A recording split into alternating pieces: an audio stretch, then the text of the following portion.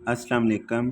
हमने स्टार्ट किए थे मेथड्स ऑफ मैथमेटिकल फ़िज़िक्स के पास्ट पेपर सॉल्व करने। तो हमने पिछले पेपर सॉल्व किए थे, अब हम करेंगे पास्ट पेपर 2021 वाला 2021 वाला। तो इसका पहला और दूसरा क्वेश्चन है, यानी कि आप क्वेश्चन पेपर देखेंगे तो क्वेश्चन पेपर में ही ऐसे आया हुआ है कि क्वेश्चन 1 और 2 लिखा है, यानी कि एक ही क्वेश्चन दिया है लेकिन उधर नंबर 1 और 2 दोनों दिया है। ठीक है, तो वो क्वेश्चन क्या है, calculate green function associate with the problem y double dash is equal to f of x, और आगे कंडीशन दी है y of zero is equal to zero and y of a is equal to zero. ठीक है, तो इसको हम solve करेंगे वो वाले मेथड से, क्योंकि यहाँ पे अब वो एफ ऑफ एक्स जनरल दिया गया है। ठीक है, on solving the homogeneous eigen value differential equation, यहाँ पे हम एफ ऑफ एक्स को रिप्लेस करेंगे माइनस लैम्डा वाई से। ठीक है, वाई से तो रिप्लेस करना ही है, लेकिन साथ में आइगन वैल्यू लगानी है तो माइनस लैम्डा लगा लो या प्लस लैम्डा लगा लो, एक ही बात है, कोई मसला नहीं। वैसे माइनस इसलिए लगाया ताकि इसका जो सोल्यूशन है एक्सपोनेंशियल में नहीं बल्कि इस तरह काज और साइन में आ जाए तो सोल्यूशन ज़्यादा इजी हो जाएगा। ठीक है, तो हम इधर माइनस लैम्डा लगाएंगे और डी की वैल्यू फाइंड करेंगे करैक्टरिस्टिक इक्वेशन की, तो ये आ जाएगा हमारे पास। ऑन अप्लाइंग बाउंड्री कंडीशंस अब हम अप्लाई करेंगे y of zero is equal to zero, तो ये यहाँ पे अप्लाई करेंगे तो x की वैल्यू जहाँ पे ज़ीरो होगी तब यहाँ पे c2 वाली टर्म जो है ये ज़ीरो हो जाएगी, साइन क्यू के ज़ीरो हो जाएगा, तो c1 जो है इक्वल टू ज़ीरो आ जाएगा। अब इसको उसमें पुट करेंगे तो y ऑफ x आ जाएगा हमारे पास। अच्छा, दूसरी भी वैल्यू पुट कर लेते हैं। दूसरी कंडीशन पुट करने के बाद क्या आएगा, c2 इंटू साइन जदर lambda into A equal to zero, और c2 इस यहाँ पे ज़ीरो नहीं होना चाहिए फॉर नॉन ट्रिवियल सोल्यूशन के लिए। ठीक है, अगर वो सोल्यूशन वो c2 ज़ीरो हो जाए तो वो फिर ट्रिवियल सोल्यूशन बन जाता है, लेकिन हमने नॉन ट्रिवियल के लिए करना है क्योंकि इसका ग्रीन फंक्शन बनाना है। c2 not equal to zero, तो फिर साइन जजर lambda A is equal to zero आ जाएगा। और साइन का एंगल कहाँ पे ज़ीरो होता है, साइन जो है ये कहाँ पे ज़ीरो देता है, जब उसका एंगल एन पाई हो। ठीक है, तो ये हमने इसकी जगह हम लिख सकते हैं, यानी कि साइन इनवर्स, इसको उस तरफ ले जाएंगे तो साइन इनवर्स हो जाएगा, इनवर्स ज़ीरो। तो ज़ीरो का मतलब है कि ऐसा कौन सा एंगल है जहाँ पे साइन ज़ीरो होगा, तो वो होता है एन टाइम पाई। ठीक है, तो एन पाई आ जाएगा। यहाँ से लैम्डा की वैल्यू फाइंड करें तो वो स्क्वायर करने से और ये सिंप्लीफाई करने से ये आ गई, ये आइगन वैल्यूज़ आ गई for n 1 2 3 up to so on. ठीक है, तो कोरेस्पॉन्डिंग आइगन फंक्शन निकाल लेंगे, तो वो क्या है, उसी के अंदर जो हमने सोल्यूशन निकाला उसके अंदर इसकी वैल्यू पुट करेंगे तो हमारे पास वाई एन ऑफ एक्स आ गया, और c2 की जगह हम ए एन लिख लेंगे जनरल फंक्शन। ठीक है, एन के लिहाज से इंडेक्स उसका एन।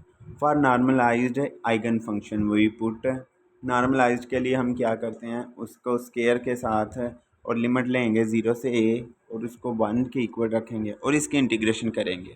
इंटीग्रेशन करनी बिल्कुल आसान है, आप देख लेना कैसे हुई है इंटीग्रेशन, क्योंकि इस तरह का मैंने आपको पहले भी करवाया हुआ। यहाँ से कैपिटल ए एन की वैल्यू आ जाएगी स्क्वायर रूट 2 ओवर ए।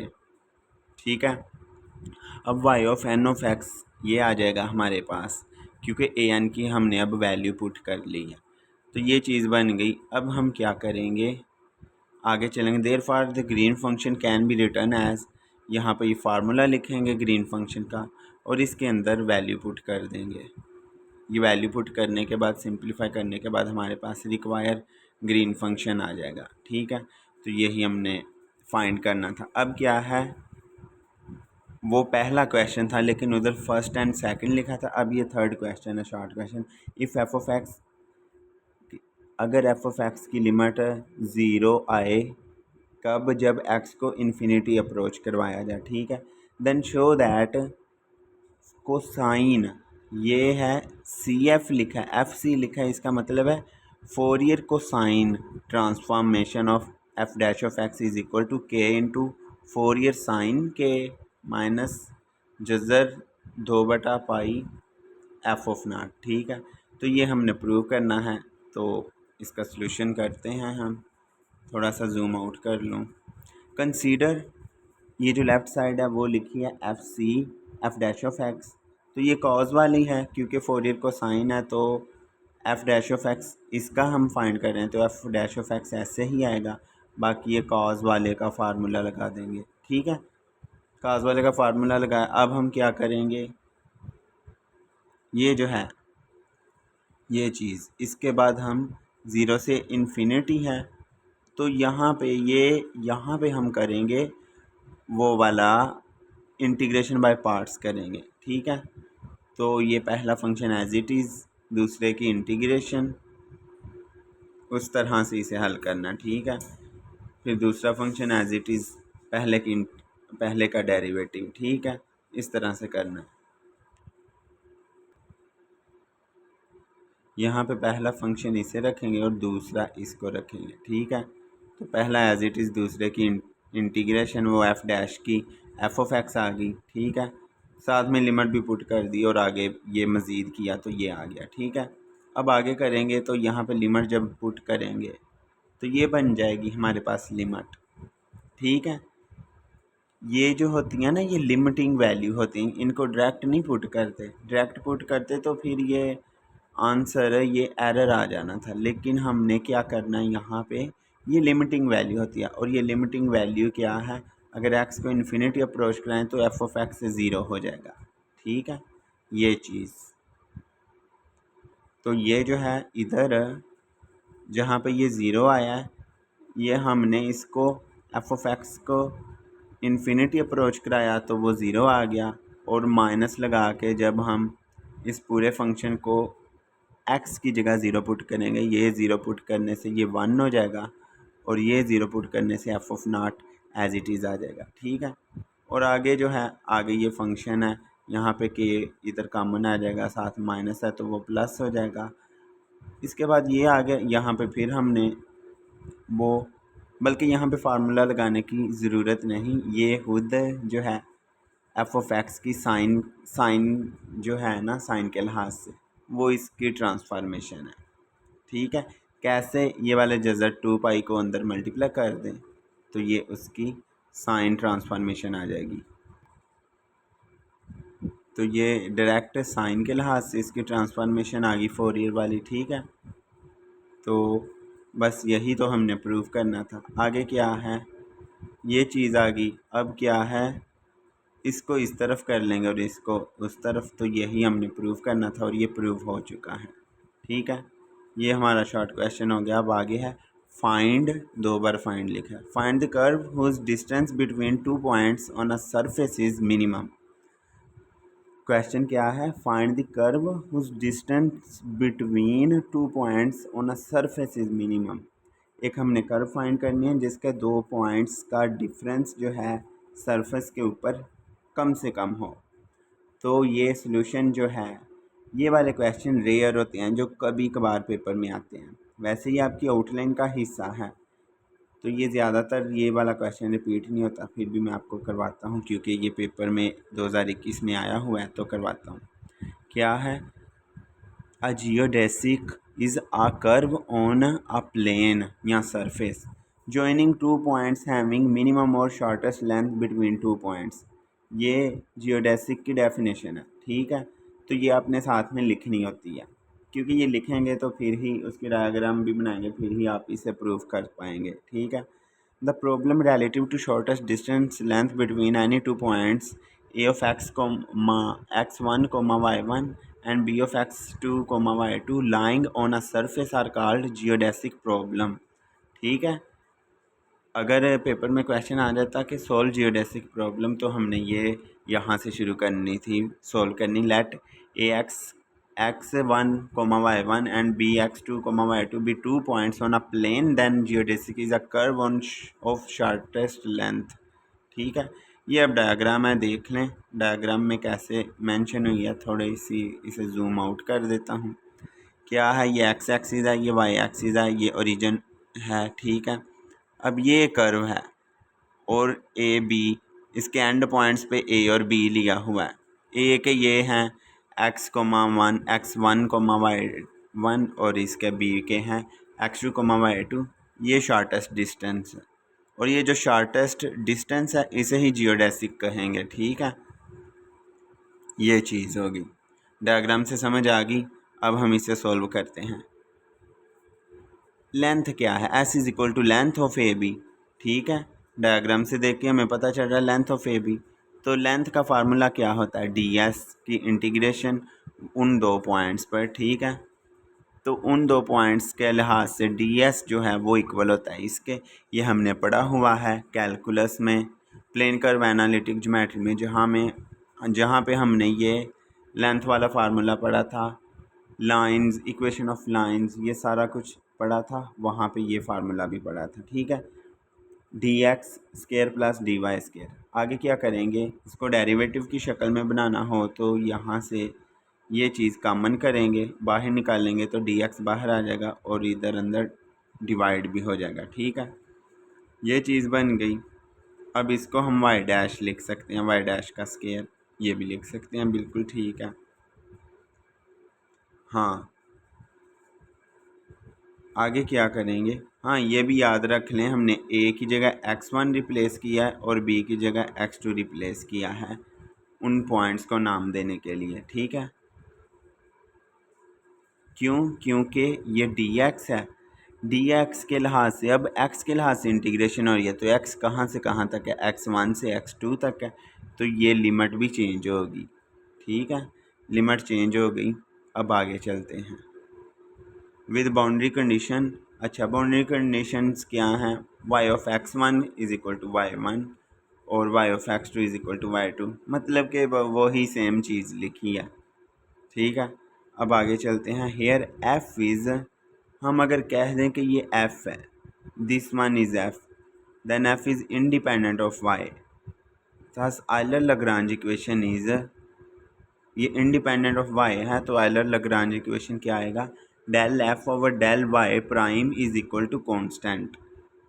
ठीक है, तो हम क्या करेंगे, del over del y del over del y prime of f की जगह ये रिप्लेस करेंगे 1 प्लस वाई प्राइम स्केयर, और उसका स्केयर रूट था तो उसकी जगह हम 1/2 लिख सकते हैं, इक्वल टू कॉन्स्टेंट। और इसका अब वाई डेरिवेटिव के लिहाज से डेरिवेटिव लेंगे, तो वो वाई डेरिवेटिव वाला है तो उसका डेरिवेटिव कैसे लेंगे, ये पहले इसकी पावर में से 1/2 इधर करेंगे, फिर साथ में माइनस करेंगे 1/2 माइनस 1/2। ठीक है, तो आगे इसका फर्दर डेरिवेटिव 2y डैश आ जाएगा। ठीक है, तो बराबर आ जाएगा कांस्टेंट।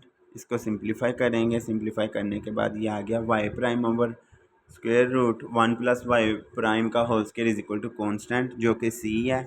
कॉन्स्टेंट को हमने c रख दिया, तो c रख दिया और दोनों तरफ स्क्वायर किया। ठीक है, दोनों तरफ स्क्वायर करने से ताकि स्क्वायर रूट ख़त्म हो जाए, स्क्वेयरिंग करने से फिर अब क्रॉस मल्टीप्लाई करवाएंगे, फिर सिंप्लीफिकेशन भी करवाएंगे। सिंप्लीफिकेशन के बाद हमारे पास वाई प्राइम स्क्वायर ये आ गया, और इसको अगर हम दोनों तरफ स्क्वायर रूट लें तो वाई प्राइम की वैल्यू आ गई, जिसको हम के कहेंगे।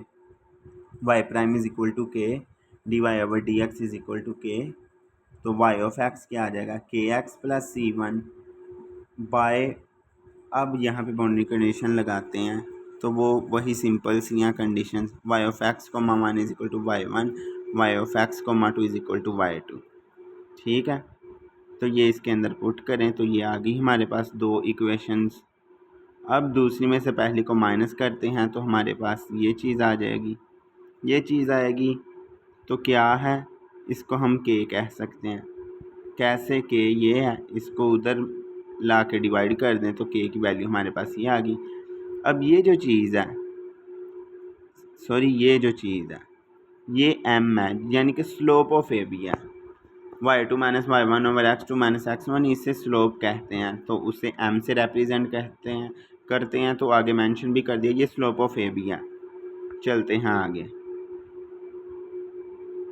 नाउ इक्वेशन वन क्या है, y1 इज इक्वल टू के था, के की जगह m आ गया, mx1 plus c1 equal to क्या आ गया, m की जगह उसकी वैल्यू लिख देते हैं, y2 minus y1 over x2 minus x1। ठीक है, आगे क्या करेंगे हम, आगे यहाँ से हम c1 की वैल्यू निकाल लेंगे। c1 की वैल्यू निकाल लेंगे कैसे, सिंप्लीफाई करने के बाद हमारे पास आ गई c1 की value y1 x2 minus y2 x1 over x2 minus x1.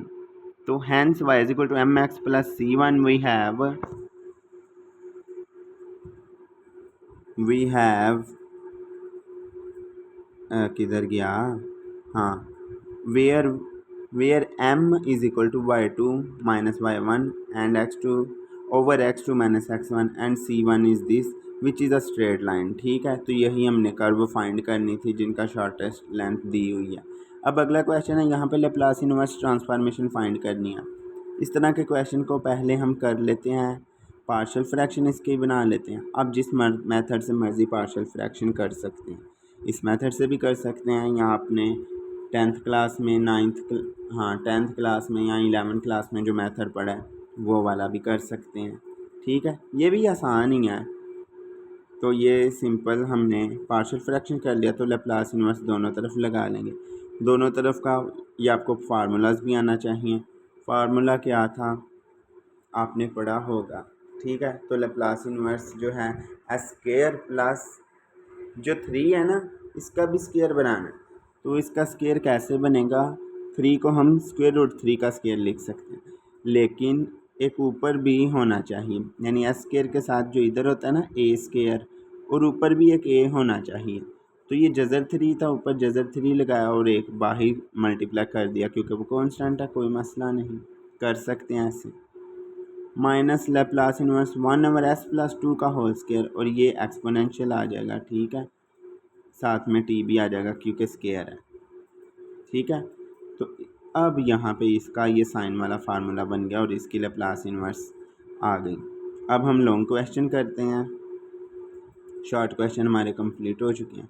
Long question, solve PDs partial differential equation given है, इसको हमने सोल्व करना है. कैसी है, ये है इक्वेशन, यानी कि फाई का डबल डेरिवेटिव है एक्स के लिहाज से पार्शियल डेरिवेटिव प्लस वाई के लिहाज से प्लस जेड के लिहाज से इक्वल टू फाई का एक डेरिवेटिव है टी के लिहाज से. ठीक है, तो यहाँ पे ये भी गिवन है कि फाई फंक्शन किसका है, एक्स वाई जेड और टी का फंक्शन है, चारों वेरिएबल्स का फंक्शन. तो बाउंड्री कंडीशंस हमें दी गई हैं. काफ़ी आसान ये क्वेश्चन है, थोड़ा लेंथी लेकिन काफ़ी आसान. बाउंड्री कंडीशन क्या है, अगर एक्स 0 पुट करें तो सारे का सारा 0 आता है, अगर एक्स ए पुट करें फिर भी 0 आता है, अगर वाई 0 पुट करें या वाई बी पुट करें फिर भी 0 0, अगर जेड 0 पुट करें या जेड सी पुट करें फिर भी 0 0. ठीक है, ये होगी इनिशियल कंडीशंस और सॉरी बाउंड्री कंडीशंस. अब इनिशियल कंडीशन क्या है, इनिशियल कंडीशन टाइम पे डिपेंड करती है. ठीक है, इसलिए टाइम जब 0 होगा तब इसकी value F of x comma Y comma Z आ जाएगी. ये है इनिशियल कंडीशन. तो हम सॉल्व करते हैं. ये पार्शियल डिफरेंशियल इक्वेशन है तो इसको हम सॉल्व करेंगे Fourier method, product method, separable variable method. ठीक है, सेपरेशन ऑफ वेरिएबल मेथड. तो phi of x comma Y comma z comma t is equal to हम लिख लेंगे प्रोडक्ट मेथड के लिहाज से capital x capital y capital z और कैपिटल टी. इसको इक्वेशन 1 बना दिया और हम कहते हैं कि ये उसका सलूशन है, जिसको हमने सॉल्व करना है, ये उस इक्वेशन का सलूशन है. ठीक है, वेयर एक्स जो है एक्स फंक्शन है स्मॉल एक्स का, वाई स्मॉल वाई का, जेड स्मॉल जेड का और टी स्मॉल टी का. Be the solution of given PD this must satisfy it. तो ये फिर उसको सेटिस्फाई करेंगे तो ये यहाँ पे लगा लेते हैं.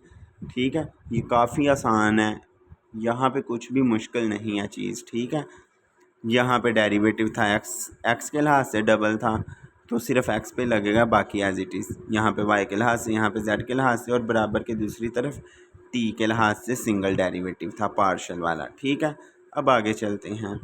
आगे क्या है, सारी इक्वेशन को हमने डिवाइड किया by dividing both side by x y z और टी. चारों के साथ डिवाइड किया तो ये इस तरह की शक्ल बन गई. इस तरह की शक्ल बन गई तो अब हम इसे आगे सॉल्व करते हैं. कैसे, इसको डायरेक्ट लिख दिया कि ये माइनस लैम्डा स्क्वायर की इक्वल ऐसे हमने कहा. ठीक है, कह दिया तो फिर हम आगे चलते हैं. क्या है, यहाँ से हमारे पास ये चीज़ डायरेक्ट माइनस लैम्डा स्केयर के इक्वल आ जाएगी, ठीक है। और ये अलग आ जाएगी और जो इतनी वाली है वो अलग माइनस लैम्डा स्केयर के इक्वल आ जाएगी, वो इधर लिखी है ये, ठीक हो गया। अब हमारे पास टी के लिहाज से तो डिफरेंशियल इक्वेशन आसानी से बन गई है, इसको हम सॉल्व कर सकते हैं, ठीक है। वो मैं पहले टी के लिहाज से कर देता हूँ आपको। ये जो है यहाँ से क्या किया, टी को उधर ले गए और माइनस टी लैम्डा स्केयर हो गया और माइनस वाले को इस तरफ ले आए तो वो प्लस में चेंज हो गया, बराबर ज़ीरो आ गया। यहाँ से हमारे पास वो करैक्टरिस्टिक इक्वेशन निकलेगी डी टी इसलिए लिखा कि ये टी का फंक्शन के लिहाज से करैक्टरिस्टिक इक्वेशन लिखी है, और यहाँ से डी की वैल्यू माइनस लैम्डा स्केयर आ जाएगी और टी वाले का सोल्यूशन आ जाएगा t of t is equal to A1 e to the power of minus lambda square t, ठीक है। अब दूसरी वाले को देखते हैं।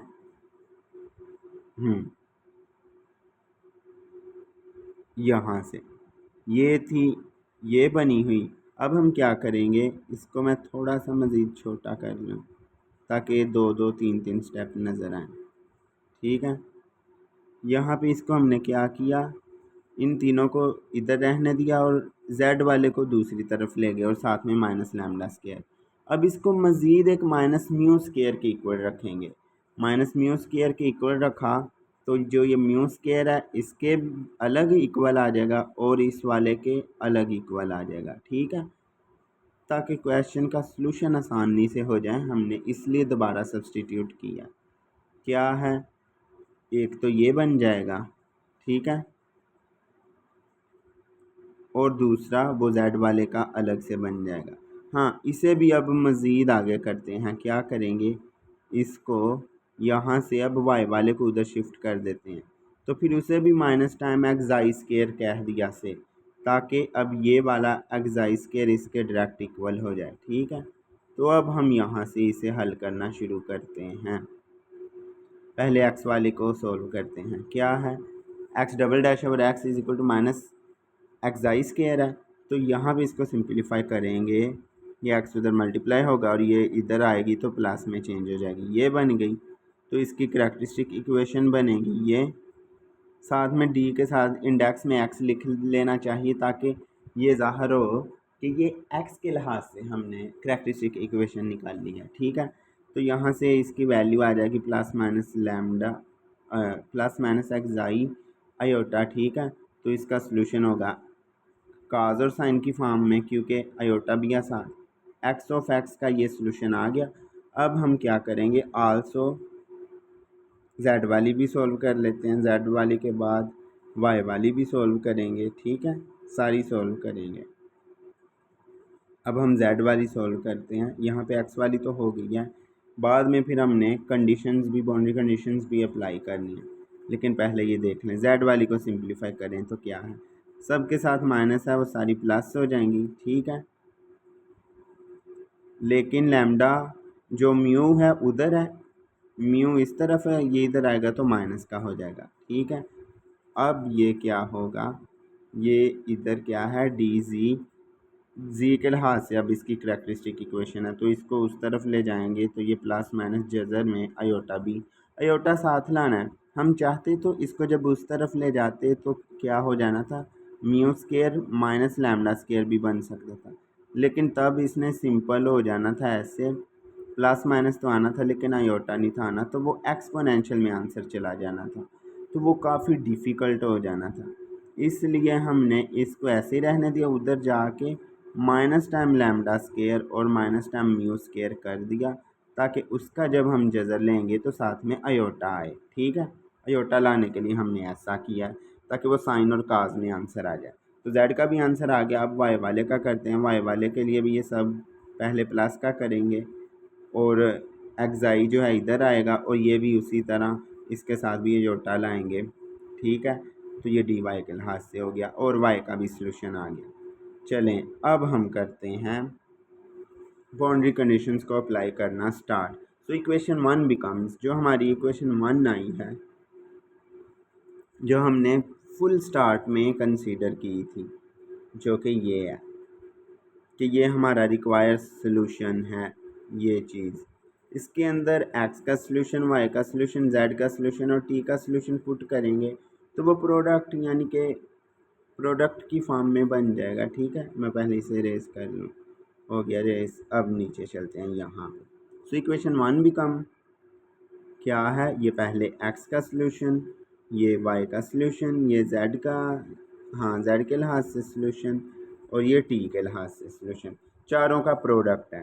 ठीक है, तो अब हम क्या करेंगे, इसके बाद हमने क्या किया, मज़ीद ये a1 जो है, a1 को हम अंदर मल्टीप्लाई करवा देते हैं मज़ीद किसी के साथ भी, इस वाले के साथ करा दिया और उनको फिर प्राइम का नाम दे दिया। आप कोई भी नाम दे सकते हैं, कांस्टेंट है, कांस्टेंट को कोई भी हम नाम दे सकते हैं। ठीक है, ये इसको मल्टीप्लाई इसलिए कराया ताकि ये बार बार बीच में ये डिस्टर्ब ना करे। ठीक है, तो इसको इक्वेशन 2 का नाम दे दिया। हाँ, यहाँ पे मेंशन कर दिया कि ए प्राइम क्या है, a2 प्राइम, a1 यानी कि ये क्या है, ये इसका और इसका प्रोडक्ट है a1 और a2 का, ये आगे बस मेंशन किया। ठीक है, तो कांस्टेंट है, इक्वेशन 2 है। अब पुट करते हैं हम कि जब x हम ज़ीरो पुट करते हैं फिर भी इस पूरे सॉल्यूशन का आंसर क्या आता है, ज़ीरो आता है। ठीक है, तो पहले करते हैं जहाँ जहाँ x है। एक मैं बात बता दूँ, जब आपने x पुट करना है, x सिर्फ इसी में है, बाकी किसी में x नहीं है। ठीक है, आपने बाकियों को फ़ौरन एज इट इज़ लिख देना है। ठीक है, तो x इसमें है, ज़ीरो करेंगे तो यहाँ से ये ज़ीरो होकर ये 1 बन जाएगा और ये ज़ीरो, ये टर्म ख़त्म हो जाएगी तो ये a3 आएगा। ठीक है, a3 टाइम्स बाकी सारा एज इट इज़। अब a3 की वैल्यू, हाँ क्योंकि ये ज़ीरो के इक्वल है तो हम क्या करेंगे, यहाँ पे a3 हमारा आ जाएगा ज़ीरो। कैसे, आगे क्या है, other factors are non zero, क्योंकि जो बाकी तीन के तीन फैक्टर हैं वो नॉन ज़ीरो हैं, ज़ाहिर है वो नॉन ज़ीरो ही हैं। अगर इनमें से एक भी फैक्टर ज़ीरो हो जाए फिर तो सारे का सारा सॉल्यूशन ही ज़ीरो हो जाएगा, ट्रिवियल सॉल्यूशन। लेकिन हमें नॉन ट्रिवियल सॉल्यूशन चाहिए, इसलिए a3 यहाँ पे ज़ीरो होगा। a3 ज़ीरो है तो अब a वाला जो फैक्टर है, x वाला जो फैक्टर है वो ये बन गया है। ठीक है, वो उसका काज वाला हिस्सा ख़त्म हो गया क्योंकि काज के साथ ए था, तो a3 वाला वो हिस्सा ख़त्म हो गया। अब साइन वाला, और साइन वाला भी जो x की जगह a आ गया क्योंकि हमने अब x की जगह a पुट किया और बाकी सारे को ज़ीरो के इक्वल रखा है। ठीक है, बाकी सारे को ज़ीरो के इक्वल रखा है, तो अब यहाँ से हमें xi की वैल्यू भी फाइंड करनी है क्योंकि ज़ीरो के इक्वल रखा है तो बाकी सारे फैक्टर्स नॉन ज़ीरो हैं, फिर यही ज़ीरो होगा।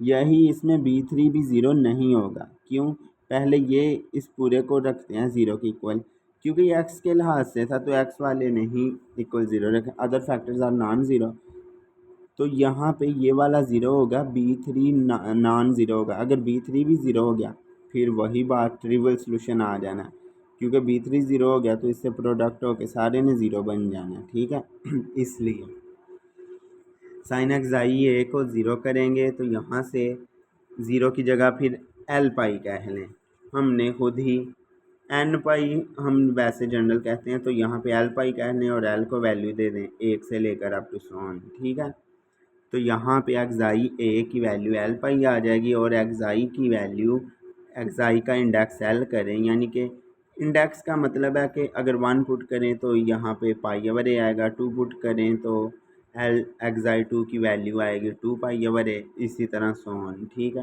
तो एक्स आई की वैल्यू आ गई हमारे पास। ठीक है, बिल्कुल हमारे पास एक्स आई की वैल्यू आ गई। इसको अभी हम होल्ड करके रखते हैं, पकड़ के रखते हैं, लेकिन पुट नहीं करते, पुट हम लास्ट में कर लेंगे। ठीक है, वैल्यू तो हमारे पास आ गई है तो लास्ट में पुट कर लेंगे। इसलिए नहीं कर रहे क्योंकि जहाँ पे खाली एक्स आई लिखा है वहाँ पे अगर हम एल पाई ओवर ए लिख लें तो ये काफ़ी लेंथी हो जाएगा और फंक्शन अभी काफ़ी बहुत बड़ा है। ठीक है, तो अब जो बाकी जो बचा है, यानी कि जो 3 फैक्टर थे, टोटल 4 थे ना, पहले वाले में सिर्फ ये बचा है b3 sin x आई एक्स, क्योंकि a3 वाली टर्म तो ख़त्म हो गई है तो b वाली टर्म ये बच जाएगी। और यहाँ पे अब y को 0 रखा है तो दूसरे वाले फैक्टर में चेंजिंग आएगी। ठीक है, दूसरे वाले फैक्टर में ला के बता देता हूँ दूसरा फैक्टर क्या है।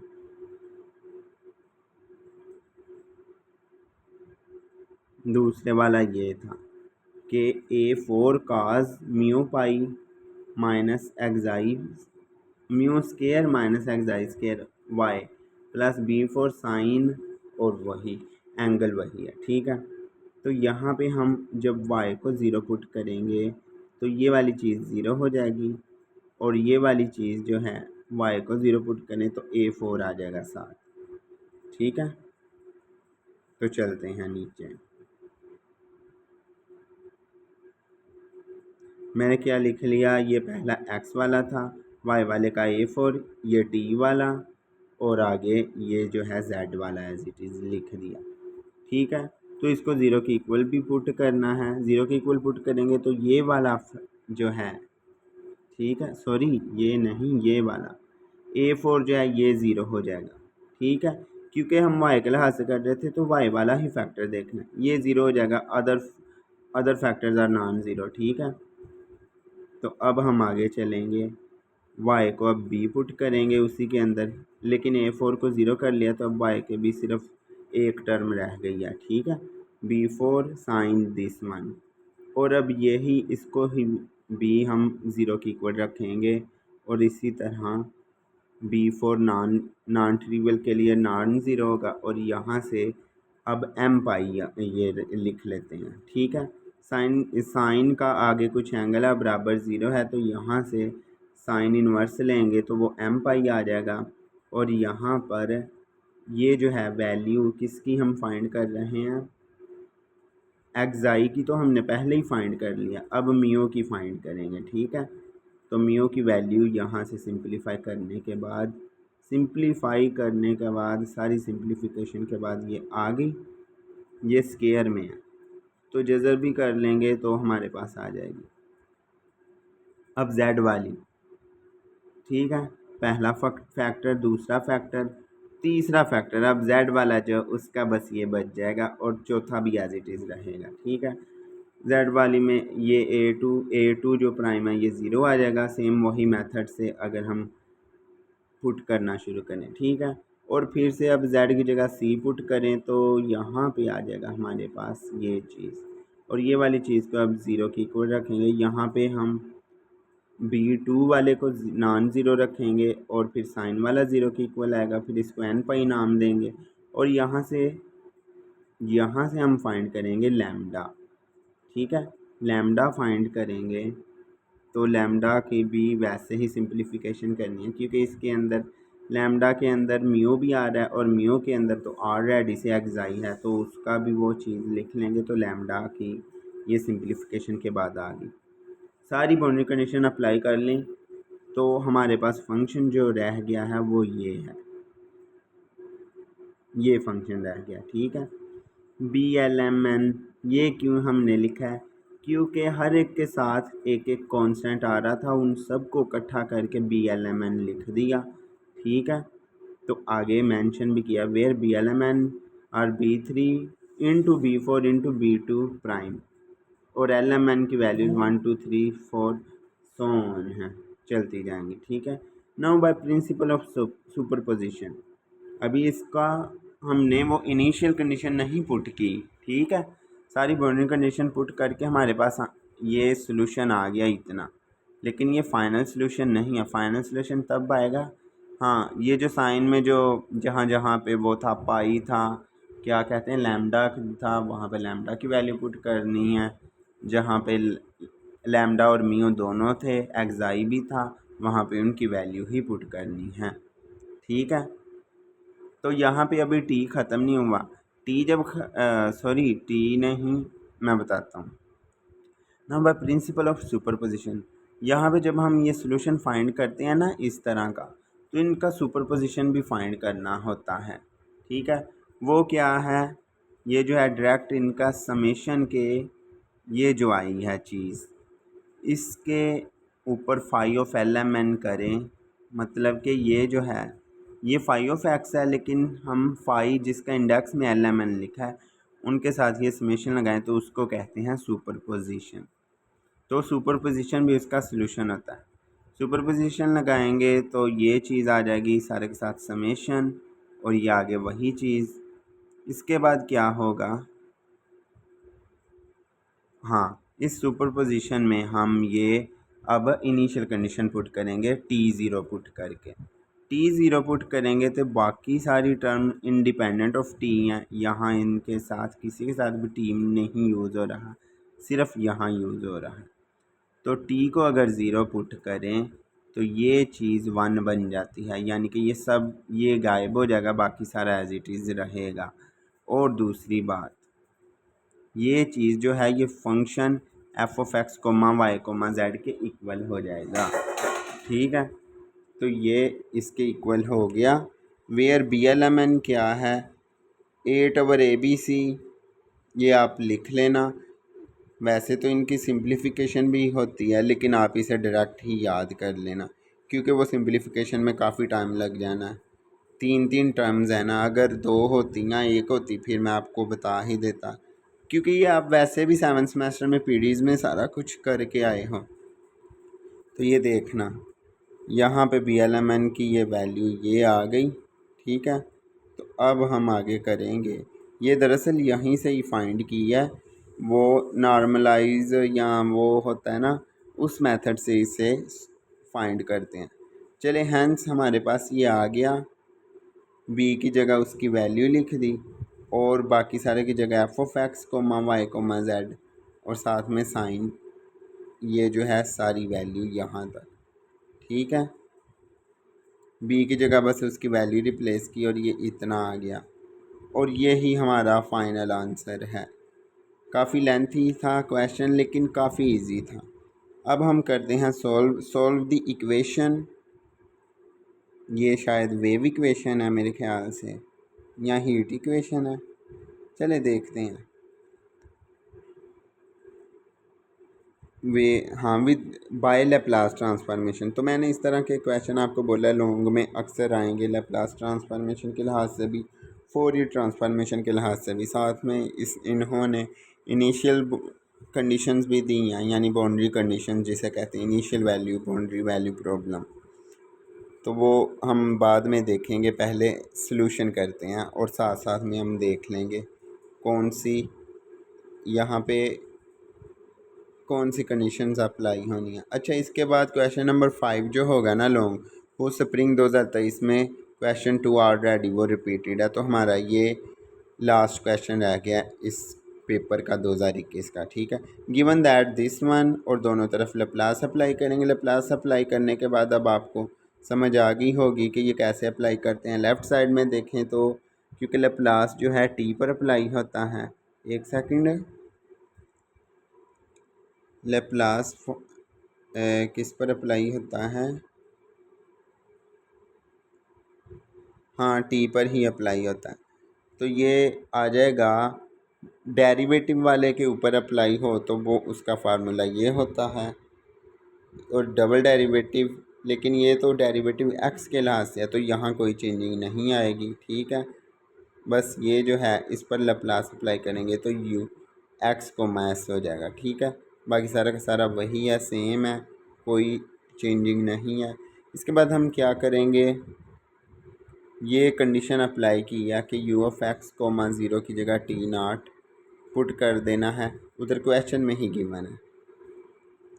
ठीक है, आगे हम अगर चलें तो यहाँ से अब डिफरेंशियल इक्वेशन को बाहर निकालना है, और उसकी करैक्टरिस्टिक इक्वेशन आएगी, और यहाँ से हमारे पास यू ऑफ सी एक्स को मैस आ गया है। ठीक है, यू सी का यहाँ पे क्या मतलब है, क्योंकि ये कम्प्लीमेंट्री सॉल्यूशन है, क्योंकि इसके राइट साइड पे ये नॉन होमोजीनियस इक्वेशन है, राइट साइड पे भी कोई ना कोई है, तो इसलिए इसका पर्टिकुलर सॉल्यूशन भी हम फाइंड करेंगे। पर्टिकुलर सॉल्यूशन के लिए क्या करेंगे, उसे 1/दिस टाइम दिस लिखेंगे, और इसको पीछे ले जाएंगे, और क्या करेंगे, डी की जगह 0 पुट कर देंगे, क्योंकि यहाँ पे e⁻0 इंटू एस है, एस है या टी है पता नहीं, जो भी है, लेकिन 0 है तो वो साथ में वो 1 हो जाएगा। ठीक है, sorry, e to the power of 0 x है, ठीक है।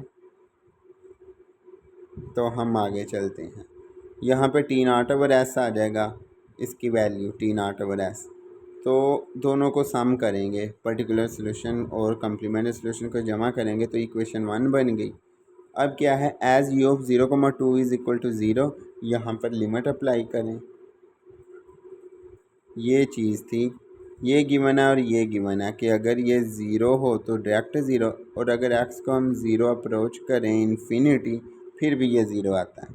तो यहाँ पे लैप्लास अप्लाई करें, लैप्लास करेंगे तो ये, क्योंकि हमारे पास जो सॉल्यूशन आया है वो लैप्लास ट्रांसफॉर्मेशन में है, तो हमने इनिशियल कंडीशंस को भी लैप्लास ट्रांसफॉर्मेशन में कन्वर्ट करना है। इधर भी हम यही प्रोसेस करेंगे तो ये आ जाएगा, u जो है बड़े वाला हो जाएगा। Put x is equal to 0 in equation 1, then we get equation 1 है, put x is equal to 0। तो यहाँ पे x इज 0 पुट करेंगे तो ये 1 हो जाएगा, ये 1 हो जाएगा। हाँ बस c1 plus c2 plus T naught over S आ जाएगा, और इक्वल टू क्या आएगा, 0, क्योंकि वो कंडीशन है गिवन, ठीक है। तो इसे इक्वेशन 2 कह देंगे। एंड बाय 1 लिमिट जो है, अगर हम लिमिट पुट करें, लिमिट अप्लाई करें तो वो क्या होगा, limit x approaches to infinity put करें यहाँ पे और यहाँ पे। ये तो इंडिपेंडेंट है, ठीक है, ये इंडिपेंडेंट है, और यहाँ पे ये आ रही है इन्फिनिटी। ज़ाहिर है अगर डायरेक्ट ये पुट होगा इधर तो ये इन्फिनिटी बनेगी, और यहाँ पे ये ज़ीरो क्योंकि साथ में माइनस है, ये 1 नंबर बटे के नीचे जाएगा तो ये चीज़ ज़ीरो होगी, लेकिन ये इन्फिनिटी है। अब इस एरर को कैसे ख़त्म करना है मैं बताता हूँ। क्या करेंगे, इसको इधर ही रहने देंगे, इसको उधर शिफ्ट करेंगे तो ये minus T naught over S हो जाएगा, और अब इस इन्फिनिटी को उधर जाके डिवाइड कर दें तो ये चीज़ ज़ीरो हो जाएगी, तो c1 की वैल्यू हमारे पास ज़ीरो आ जाएगी, ठीक है। c1 की वैल्यू ज़ीरो आ गई, इसी तरह c2 की भी वैल्यू हमें मिल गई फिर उसमें पुट करके। तो फिर अब हम u ऑफ एक्स को माइनस बराबर लिखेंगे minus T naught over S, यानी कि c1 और c2 की वैल्यू पुट कर दी, c की वैल्यू ज़ीरो होगी और c2 की जगह उसकी वैल्यू लिख के फिर साथ में सम कर दिया, ठीक है। u ऑफ एक्स को मैथ्स हमारे पास रिक्वायर ये आ गया। अब यहाँ दोनों तरफ लेप्लास इन्वर्स अप्लाई करेंगे, लेप्लास इन्वर्स करेंगे तो लेफ़्ट साइड तो आ जाएगा, राइट साइड में क्या आएगा, अब इसकी लेप्लास इन्वर्स ट्रांसफॉर्मेशन फाइंड करनी है। तो उसके लिए ये दो अलग अलग थी, 1 ओवर एस की जगह क्या आ जाएगा 1, साथ में टी नॉट भी है, minus T not into this 1 है। तो इसकी लेप्लास ट्रांसफॉर्मेशन, हाँ मैं आपको ये बता देता हूँ, इसकी ट्रांसफॉर्मेशन मैंने फाइंड करने की बहुत कोशिश की थी लेकिन नहीं थी, इसकी एग्जिस्ट ही नहीं करती। तो जिसकी, क्योंकि फाइंड करनी भी ज़रूरी होती है, लेकिन अगर आप ऐसे कोई रकम आ जाए जिसकी लैप्लास इन्वर्स फाइंड करना ही पॉसिबल ना हो तो आप उसे सिंपल ऐसे लिख सकते हैं और ये इसका सलूशन लिख सकते हैं, इसमें कहीं से भी कोई मिस्टेक नहीं है। फिर भी अगर आपको लगता है कि नहीं मैंने ये इनकम्प्लीट छोड़ा है तो कोई मसला नहीं, आप भी कोशिश कर लें, इसकी लैप्लास इन्वर्स फाइंड कर लें, अगर आपसे होती है तो आप कर लें, बाकी इसकी लैप्लास इन्वर्स नहीं होगी। इसे ऐसे ही लिख के तो यहाँ पे आंसर आ जाएगा। और इसी के साथ ये पेपर यहीं पे ख़त्म होता है। तो मुझे दीजिए इजाज़त, अपना ख्याल रखिए, खुदा हाफिज़।